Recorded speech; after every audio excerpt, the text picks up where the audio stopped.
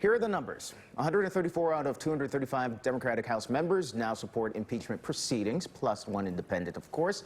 And joining me now is Amy Holmes, former speechwriter for former Republican Senate Majority Leader Bill Frist, and Danielle Moodie-Mills, back with us, the host of SiriusXM's Woke AF podcast. Danielle, are your listeners and your callers talking really about impeachment? Who's talking impeachment at this point? I talk about impeachment every day. You do, but are the American people interested in impeachment? Yes, the American people, Democrats and progressives, are very interested in impeachment, and let me tell you why.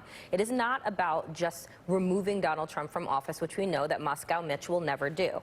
The purpose of impeachment is to enlighten and educate the American public on all of the criminal activity that has been going on, that has been detailed in the Mueller report, and that continues to happen in front of our faces on a day-to-day basis. This president is a criminal, a thief, and a liar, and we've seen just with the sketches around Alabama and him holding on to that, how far the agencies and once credible admirals are willing to go to lie to the American people in order to save face for Donald Trump. That is dangerous. And there are things that he continues to do, like, get bankrolled by Pence, by William Barr, that are throwing money at Trump resorts.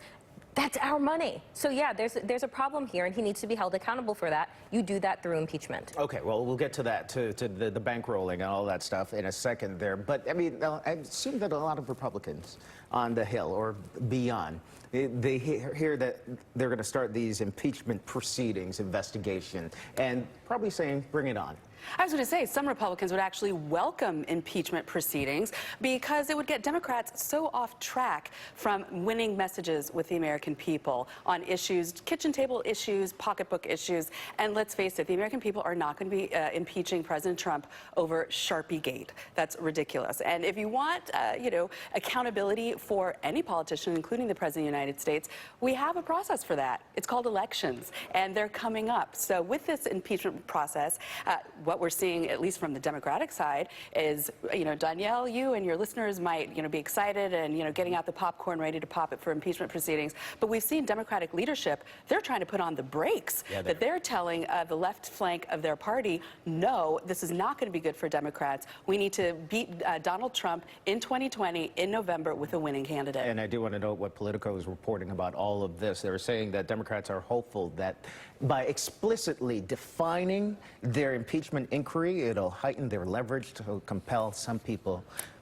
some testimony from witnesses. So maybe that's what's all at play right now. Well, we hear about impeachment for the scandal du jour. We know that Congressman Al Green, he tried to file articles of impeachment directly after President Trump was elected. So it seems like any excuse will do to try to get this train down the track. But that's actually not the case, because it's not about excuses. It's the fact that we know that this president is absolutely criminal. We know that he has colluded with Russia. We know that he does things that are underhanded and that go against the Constitution. And if we allow Donald Trump to get away with things that Republicans would never, in God's name, if it was a Democrat that had pulled half the things that Donald Trump has done, would they not be mowing down the White House right now to drag him out? In point of fact, the Mueller report found that no American colluded with Russia in the 2016 election. Except for the 38 indictments. Well, let me move on to the other controversy that the president is facing. You're like, which one? I know. Turnberry this time, the resort in Scotland. The Air Force has released a statement, by the way, saying the stopover of a U.S. Air Force C-17 in Glasgow, Scotland is not unusual.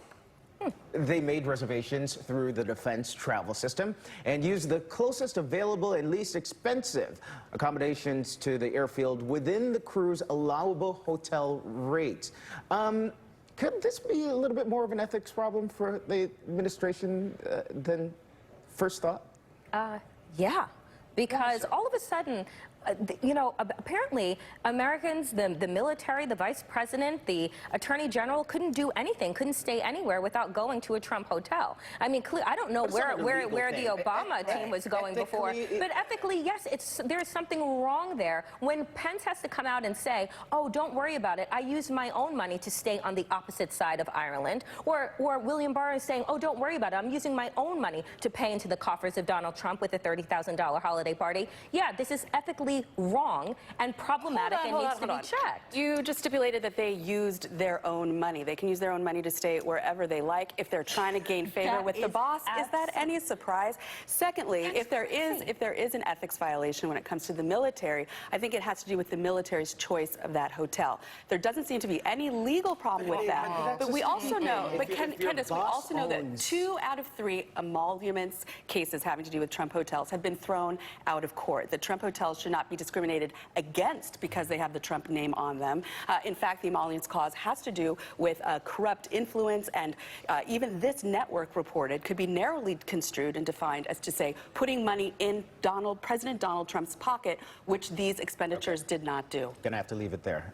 Amy Holmes and Danielle Moodie-Mills, they're gonna stick around for the good, bad, ugly later in the show. Right. Thank you, guys. All right, still ahead, the human toll. Thousands are unaccounted for in the Bahamas after Hurricane Dorian destroyed nearly everything in its path. We're going to speak live with someone who's helping the celebrity chef, Jose Andres, feed tens of thousands of survivors. And a cargo ship the size of 2 football fields capsizes off the coast